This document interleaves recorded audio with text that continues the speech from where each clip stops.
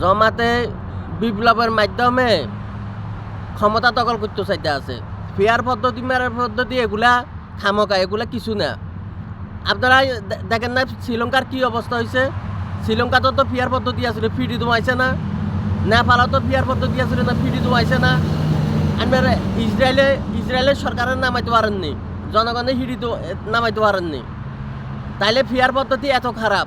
Fair পদ্ধতি খারাপের কারণে শ্রীলঙ্কার সরকার হলাইতে হয়েছে। আপনারা ফেয়ার পদ্ধতি বুঝেন। ফেয়ার পদ্ধতির অর্থ কি?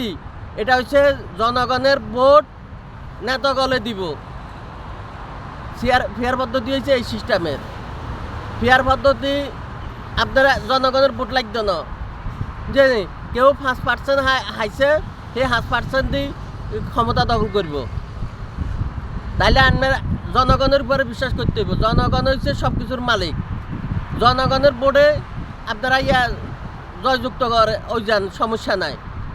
সোরা পদ্ধতি দিয়ে জয়যুক্ত হইবেন, রাষ্ট্র লুটপাট করে খাইবেন, রাষ্ট্রের জনগণের কথা শুনতেন না। অদিল্লা বদিল্লা চলি আইব। যারা ক্ষমতা বুঝে না, যারা রাজনীতি বুঝে না, হেরো যে আয় বসি যাইব। তাহলে বাংলাদেশের রাজনীতির কি অবস্থা হইব এটা একটু খেয়াল করছেন? এটা জানেন? আপনারা লুটপাট বাদ দিয়ে, লুট্টরাজ বাদ দিয়ে জনগণের বোর্ডে আসেন।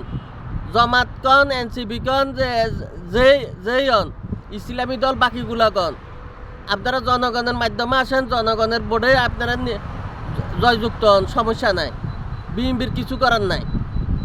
আপনারা ফেয়ার পদ্ধতির নাম দিয়ে লুটপাট করবেন, রাষ্ট্রের অশান্তি করবেন, মত সৃষ্টি করবেন, এগুলো তো হইতে পারে না বাংলাদেশের মাটিতে।